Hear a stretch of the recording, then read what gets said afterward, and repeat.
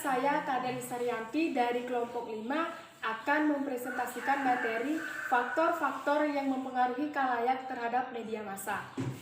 Media massa merupakan sarana komunikasi untuk menyampaikan pesan atau alat yang digunakan untuk menyampaikan informasi kepada khalayak luas.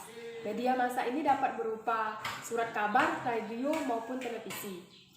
Media massa berdasarkan bentuk dibagi menjadi 3. Yang pertama, media cetak, merupakan media yang dibuat dengan percetakan yang menghasilkan tulisan berupa surat kabar. Yang kedua, media elektronik, merupakan media yang digunakan untuk dalam penulisannya menggunakan teknologi elektronik, di mana tidak hanya berupa tulisan, tetapi juga sudah berupa suara maupun gambar. Yang ketiga, media cyber, merupakan media massa yang dapat mengakses informasi secara luas. Informasi yang disebarkan lebih luas daripada media cetak dan media elektronik. Faktor-faktor reaksi khalayak terhadap media massa berdasarkan teori De Vleuwer dan Becktoker, di mana pertemuan khalayak dengan media massa berdasarkan 3 kerangka teoritis. Yang pertama, perspektif perbedaan individual, di mana perspektif ini memandang bahwa sikap individu akan menentukan bagaimana individu tersebut memilih stimuli dalam lingkungannya. Karena setiap individu pastinya memiliki pengalaman, proses belajar, dan lingkungan yang berbeda. Hal ini juga memberikan pengaruh media massa yang berbeda pula. Contohnya saja ada individu yang senang menonton sinetron dan ada individu yang senang menonton berita. Yang kedua, perspektif kategori sosial, di mana perspektif ini memandang bahwa dalam masyarakat terdapat kelompok stimuli yang sama, di mana isi komunikasi dan respon yang diberikan hampir sama pula. Contohnya ketika ada seseorang yang senang menonton film horor, maka orang tersebut akan mengkoleksi film tersebut. Yang ketiga, perspektif hubungan sosial, di mana perspektif ini menekankan pentingnya peran hubungan sosial yang informal dalam mempengaruhi reaksi khalayak terhadap media massa. Faktor-faktor reaksi khalayak yang kedua yaitu berdasarkan pendekatan motivasi dan use and gratification. Use and gratification meneliti asal mula kebutuhan berdasarkan psikologis dan sosiologis yang memberikan harapan tertentu dari media massa dan akibat-akibat kebutuhan lain yang tidak kita inginkan juga.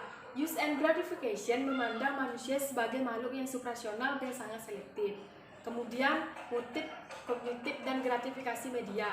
Motif kognitif ini menekankan kebutuhan informasi yang akan dicapai manusia dan adanya kebutuhan untuk mencapai tingkat tertinggi ideasional manusia. Saya Nilo Depi Yudiantini, NIM 1912061007, akan melanjutkan penjelasan mengenai pendekatan motivasi dan use and gratification di bagian C. Bagian A dan bagian B sudah dijelaskan oleh rekan saya sebelumnya. Baik, bagian C yaitu motif afektif dan gratifikasi media. Teori-teori pada motif afektif ditandai oleh kondisi perasaan atau dinamika yang menggerakkan manusia mencapai tingkat perasaan tertentu. Nah, dalam motif afektif dan gratifikasi media ini menggunakan 8 teori, yaitu teori yang pertama, teori reduksi tegangan. Teori ini memandang manusia sebagai sistem tegangan yang memperoleh kepuasan pada pengaruh tegangan dengan menyajikan peristiwa atau dengan kekerasan. Teori yang kedua, yaitu teori ekspresif.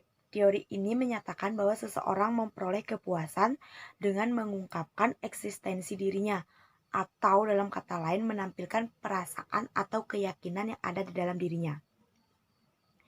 Teori yang ketiga yaitu teori ego defensif. Teori ini beranggapan bahwa dalam hidup kita akan mengembangkan citra diri dan berusaha untuk mempertahankannya. Teori yang keempat yaitu teori peneguhan. Teori ini memandang bahwa orang dalam situasi tertentu akan bertingkah laku dengan suatu cara yang membawanya kepada ganjaran, seperti yang telah dialami di masa lalu atau masa yang telah dilalui olehnya. Nah, teori yang kelima yaitu teori penonjolan atau assertion. Teori ini memandang manusia sebagai makhluk yang selalu mengembangkan potensi untuk memperoleh penghargaan diri dari orang lain. Teori yang keenam yaitu teori afiliasi. Teori ini memandang manusia sebagai makhluk yang mencari kasih sayang dan penerimaan orang lain. Teori yang ketujuh yaitu teori identifikasi. Teori ini melihat manusia sebagai pemain peran yang berusaha memuaskan dirinya. Teori yang kedelapan yaitu teori peniruan. Teori ini memandang manusia sebagai makhluk yang selalu mengembangkan kemampuan afektifnya. Baik, itu tadi penjelasan mengenai faktor-faktor reaksi halayak pada media massa. Sekarang saya akan menyimpulkan dari hasil penjelasan tadi. Kesimpulannya yaitu bahwa seseorang menggunakan media massa didorong oleh berbagai macam motif. Karena setiap individu memiliki motif yang berbeda, perbedaan motif dalam konsumsi media massa menyebabkan individu memperoleh reaksi berbeda karena efek media massa juga berlainan pada setiap halayak. Itu tadi kesimpulan dan presentasi dari kelompok kami. Saya ucapkan terima kasih dan saya akhiri presentasi ini dengan parame Santi. Om Santi Santi Santi Om.